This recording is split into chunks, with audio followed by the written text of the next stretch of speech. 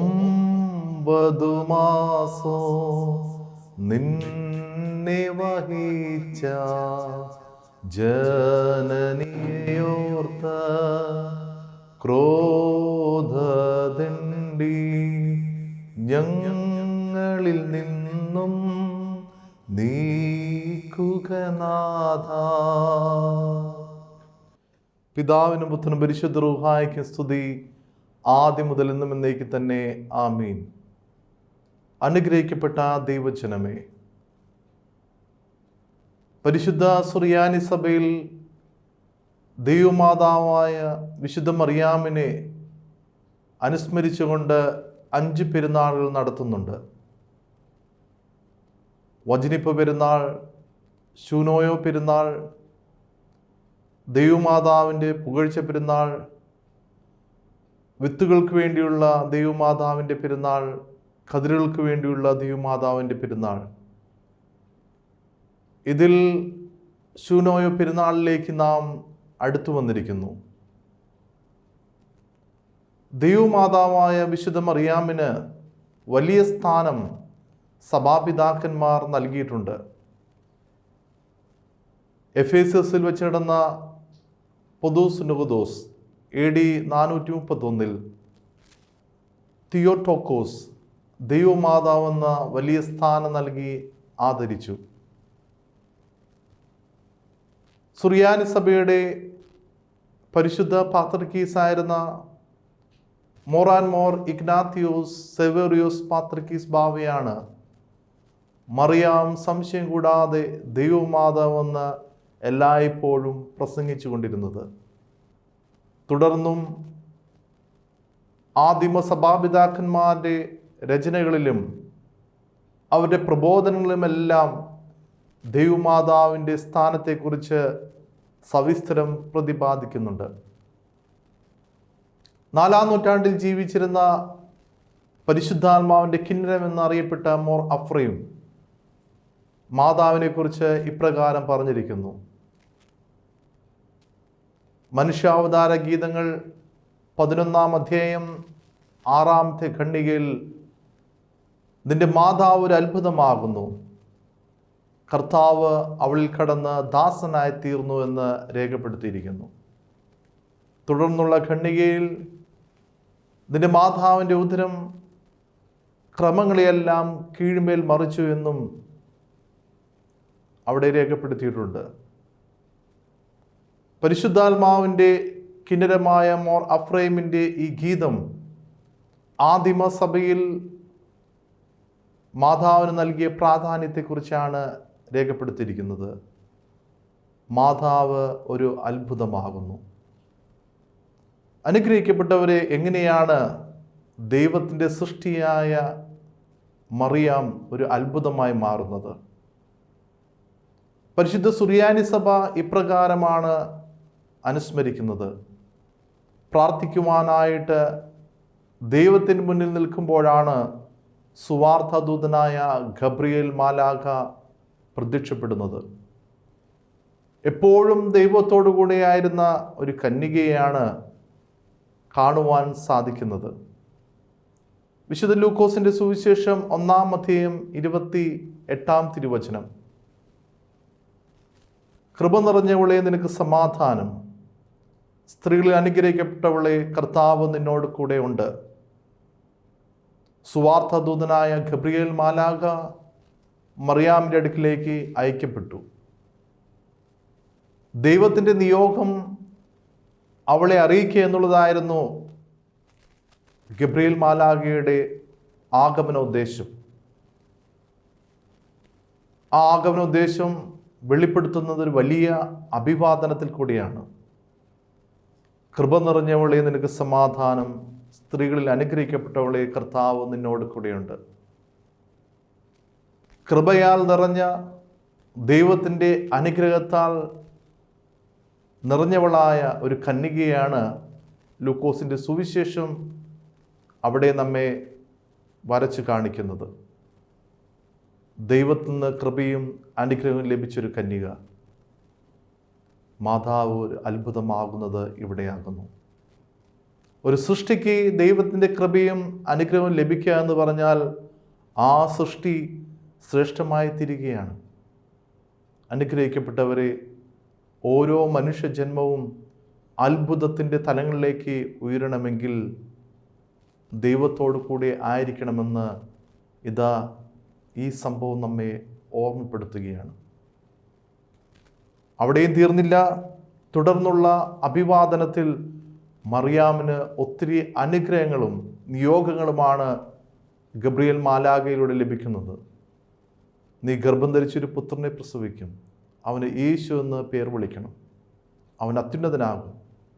അനുഗ്രഹങ്ങളുടെ ഒരു പെരുമഴക്കാലം. എന്നാൽ മറിയാം ആ അനുഗ്രഹവും നിയോഗവും കേട്ട് ലവലേശം ഭയപ്പെടുന്നില്ല, ഭയചകിതയാകുന്നില്ല.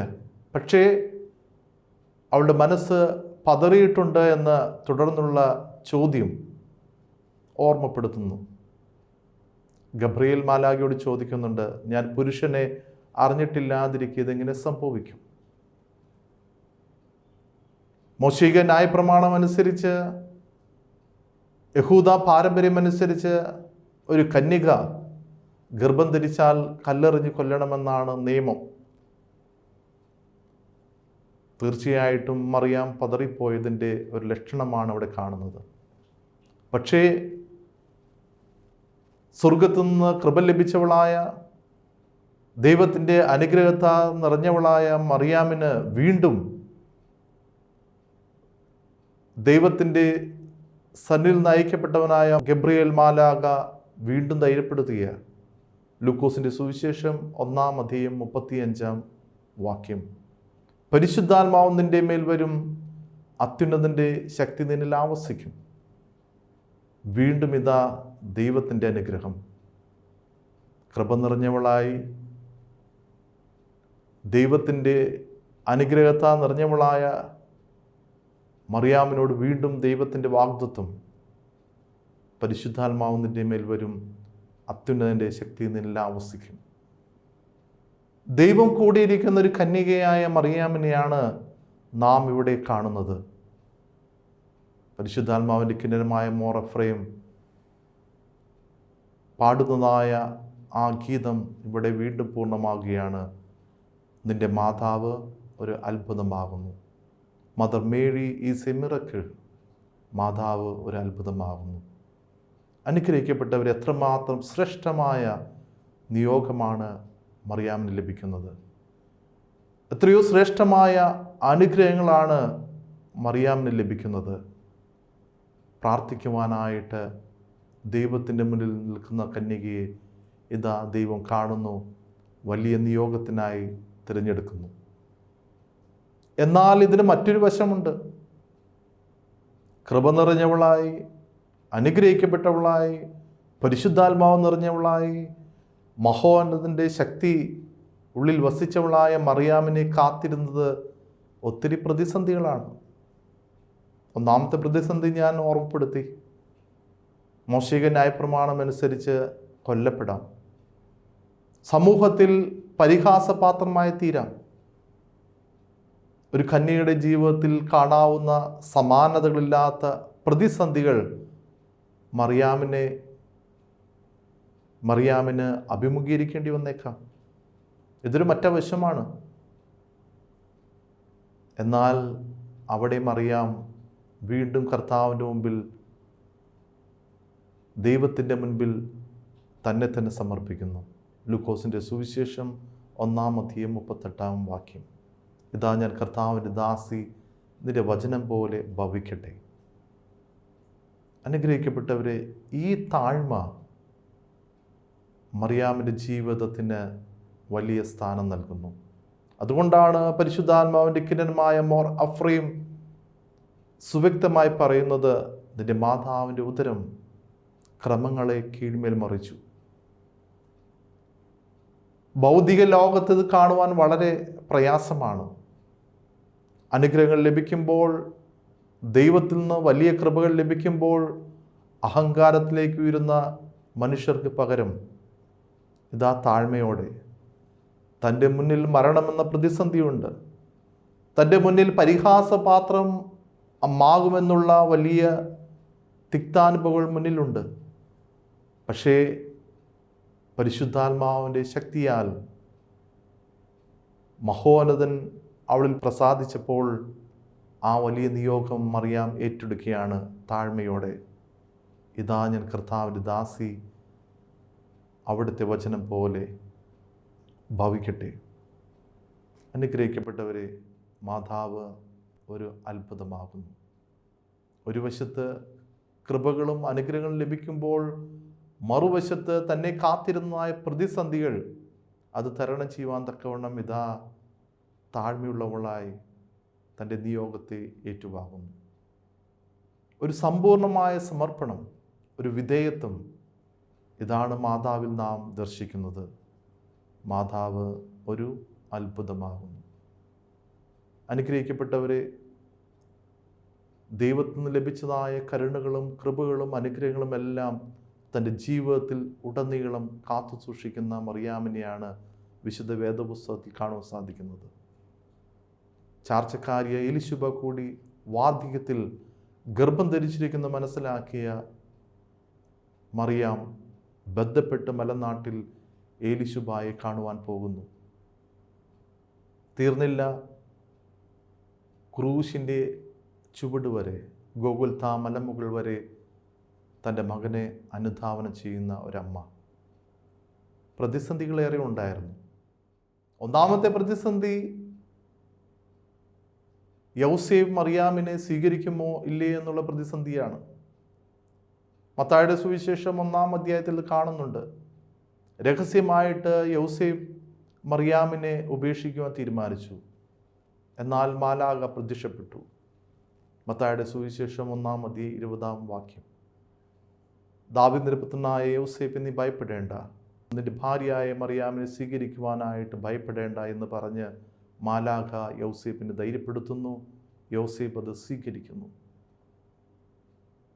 പ്രതിസന്ധികളുണ്ടാകുമ്പോൾ താങ്ങായി നിൽക്കുവാൻ ദൈവം അതിന് ചേർന്നവരെ എഴുന്നേൽപ്പിക്കുന്നുവെന്നും മറിയാമിൻ്റെ ജീവിതം നമുക്ക് കാണിച്ചിരുന്നു. ലൂക്കോസിൻ്റെ സുവിശേഷം 2-ാം അധ്യായം 25-ാം വാക്യത്തിൽ നീതിമാനും പുണ്യവാനും ഇസ്രായേലിൻ്റെ രക്ഷയ്ക്കായി കാത്തിരുന്നതായ ശമൂവേൽ ഇപ്രകാരം മറിയാമിനെ കുറിച്ച് പറയുന്നുണ്ട്: നിന്റെ ഹൃദയത്തിൽ കൂടി ഒരു വാൾ കടക്കും. അനുഗ്രഹിക്കപ്പെട്ടവരെ, അനുഗ്രഹത്തിൻ്റെയും ത്യാഗത്തിൻ്റെയും ഒരു സമ്മിശ്ര ഭാവം മറിയാമിൽ നമുക്ക് കാണുവാൻ സാധിക്കുന്നു. കാരണം പ്രാർത്ഥനയിൽ ദൈവത്തോട് ചേർന്നിരിക്കുന്ന ഒരു കന്യക. ഇതാ ഞാൻ കർത്താവിൻ്റെ ദാസി എന്ന് പറഞ്ഞുകൊണ്ട് താഴ്മയോടെ ദൈവസന്നിധിയിൽ തന്നെ സമർപ്പിച്ചൊരു കന്യക. മോർ അഫ്രൈം പാടുന്നു: നിന്റെ മാതാവ് ഒരു അത്ഭുതമാകുന്നു. Mother Mary is a miracle. അനുഗ്രഹിക്കപ്പെട്ടവർ, ഇന്നിൻ്റെ കാലത്ത് വിശുദ്ധ മറിയാമിൻ്റെ മാതൃക, അതിനേക്കാൾ ശ്രേഷ്ഠമായൊരു മാതൃക വിശുദ്ധ വേദപുസ്തകത്തിൽ നമുക്ക് കാണുവാൻ സാധിക്കുകയില്ല. ഇന്ന് ലോകവും സമാനതകളില്ലാത്ത പ്രതിസന്ധിയിൽ കൂടി കടന്നു പോകുകയാണ്. ശാസ്ത്രലോകം മനുഷ്യൻ കൈപ്പിടിയിൽ ഒതുക്കി എന്തും നേടുവാൻ തക്കവണ്ണം മനുഷ്യബുദ്ധി പ്രാപ്യമാണ്, അതിനായിട്ടുള്ള എല്ലാ സംവിധാനങ്ങളും ഉണ്ട് എന്ന് അഹങ്കരിച്ചിരുന്ന ലോകത്തിലേക്ക് ഇതാ ഒരു കുഞ്ഞു വൈറസ് കടന്നു വരുന്നു. അനുഗ്രഹിക്കപ്പെട്ടവരെ, സമാനതകളില്ലാത്തൊരു പ്രതിസന്ധി. ഒരു വശത്ത് നമുക്കും ഈ ലോകത്തിൻ്റെതായ അനുഗ്രഹങ്ങൾ വേണ്ടുവോളമുണ്ട്. സുഭിക്ഷമായി സമ്പന്നതയിൽ ജീവിക്കുവാനായിട്ടുള്ള എല്ലാം ഒരുക്കിയിട്ടുണ്ട്. എന്നാൽ മറുവശത്ത് സമാനതകളില്ലാത്ത പ്രതിസന്ധി. പക്ഷെ ആ പ്രതിസന്ധിയെ മറികടക്കുവാൻ മറിയാമിനെ പോലെ താഴ്മയുടെ, വിനയത്തിൻ്റെ, വിധേയത്വത്തിൻ്റെ ഒരു മാതൃകയാണോ നാം ഇന്ന് സ്വീകരിച്ചിരിക്കുന്നത്? എന്തുകൊണ്ടാണ് ഇന്നും ഈ രോഗത്തെ പ്രതിരോധിക്കുവാനായിട്ട് ശക്തമായിട്ടുള്ള മുന്നൊരുക്കങ്ങൾ നമുക്ക് നടത്തുവാൻ സാധിക്കാതിരിക്കുന്നത്? നമ്മുടെ ജീവിതത്തിൽ വിധേയത്വമില്ല, നമ്മുടെ ജീവിതത്തിൽ താഴ്മയുടെ അനുഭവങ്ങളില്ല. ഇന്നും മനുഷ്യൻ്റേതായ സ്വാർത്ഥ ലാഭങ്ങൾ, എന്തിനേയും കീഴ്പ്പെടുത്താൻ സാധിക്കുമെന്നുള്ള മനസ്സെന്നുള്ള അഹങ്കാരമെല്ലാം ഇന്ന് നമ്മെ മുന്നോട്ട് നയിക്കുമ്പോൾ തൻ്റെ തിരഞ്ഞെടുപ്പിനോട് പൂർണ്ണമായി വിധേയത്വം കാണിച്ചതായ, ദൈവത്തെ സ്നേഹിക്കുന്ന, ദൈവത്തിൻ്റെ വഴികളിൽ നടക്കുവാൻ ആഗ്രഹിക്കുന്ന ഒരു വ്യക്തി എങ്ങനെ ജീവിക്കണമെന്ന് കാണിച്ചു തരുന്ന, ഒപ്പം ക്രിസ്തുവിനെ അനുഗമിക്കുവാനായിട്ട് ആഗ്രഹിക്കുന്ന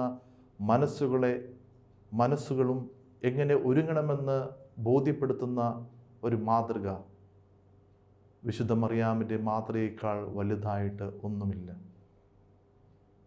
അതുകൊണ്ടാണ് സുറിയാനി സഭാപിതാക്കളും പാടിയത്, ലോകത്തിൽ മറിയാമിനെ പോൽ താഴ്ന്നിട്ടുള്ളത് ആരുമില്ല, അതുപോലെ തന്നെ ഉയർന്നിട്ടുള്ളതും ആരുമില്ല. അനുഗ്രഹിക്കപ്പെട്ടവരെ, നാം ഇന്ന് ജീവിക്കുന്ന ലോകത്ത് ദൈവമാതാവായ മറിയാമിൻ്റെ മാതൃക ഒരു വലിയ പ്രചോദനമായി തീരട്ടെ. തൻ്റെ ജീവിതത്തിൽ ലഭിച്ചതായ കൃപകളും അനുഗ്രഹങ്ങളും പരിശുദ്ധാത്മാവിൻ്റെ ശക്തിയുമെല്ലാം സമ്പൂർണ്ണ വിധേയത്വത്തിലൂടെ സ്വയം ഈ ലോകത്തിന് തന്നെ മാതൃകയായി ജീവിക്കാൻ തക്കവണ്ണം മറിയാമിൽ വിളങ്ങി. വിശുദ്ധ യോഹന്നാന്റെ സുവിശേഷം 15-16 നിങ്ങളല്ല എന്നെ തിരഞ്ഞെടുത്തത്, ഞാനത്രേ നിങ്ങളെ തിരഞ്ഞെടുത്തത്. മറിയാമിനെ പോലെ എന്നെയും നിങ്ങളെയും ദൈവം തിരഞ്ഞെടുത്തിരിക്കുന്നു. എനിക്കും നിങ്ങൾക്കും ദൈവത്തിൻ്റെ കൃപകളും അനുഗ്രഹങ്ങളുമുണ്ട്. വിശുദ്ധ മാമോദീസായാൽ ദൈവത്തിൻ്റെ മകനും മകളുമായിട്ട് നമ്മെ അനുഗ്രഹിച്ചിരിക്കുന്നു. വിശുദ്ധ മൂറാനാൽ പരിശുദ്ധാത്മാവിൻ്റെ ആവാസം കൊണ്ട് നമ്മെ നിറയ്ക്കുന്നു.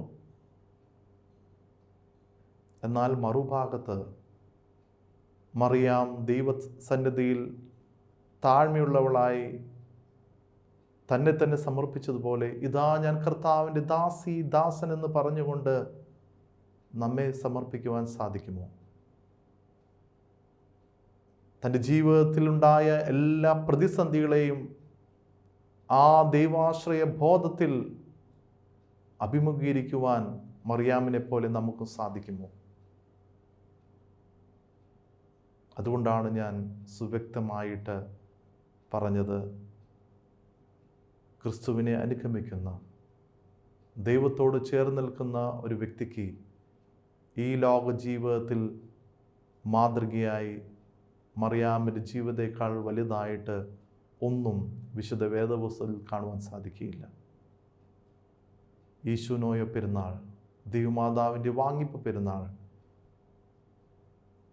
ആ വലിയ മാതൃക നമ്മുടെ ജീവിതത്തിൽ ഉൾക്കൊള്ളുവാൻ ദൈവത്തിൻ്റെ കരുണകളും കൃപകളും അനുഗ്രഹങ്ങളും എല്ലാം താഴ്മയോടെ വിധേയത്വത്തോടെ ഏറ്റുവാങ്ങുവാൻ, ഒപ്പം മറിയാം അനുഭവിച്ചതുപോലെയുള്ള പ്രതിസന്ധികൾ ഇന്ന് എനിക്കും നിങ്ങൾക്കുമുണ്ട്.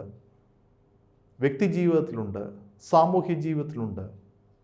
എന്നാൽ അവയെല്ലാം മറികടക്കുവാൻ തക്കവണ്ണം ദൈവത്തിൻ്റെ മുൻപിൽ നമുക്ക് താഴ്മയുള്ളവരായിരിക്കാം. ദൈവമാതാവായ വിശുദ്ധ മറിയാമിൻ്റെ ആ വലിയ മധ്യസ്ഥത നമ്മുടെ ജീവിതങ്ങൾക്ക് കാവലും കോട്ടയുമായി തീരട്ടെ.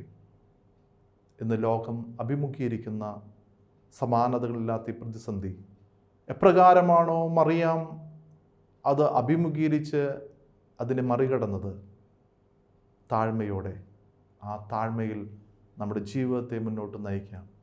ആയതിനായിട്ട് ദൈവമാതാവിൻ്റെ ഈശോനോയ പെരുന്നാൾ നമ്മുടെ ജീവിതത്തിൽ ഒരു ഉണർത്തുപാട്ടായി മാറട്ടെ.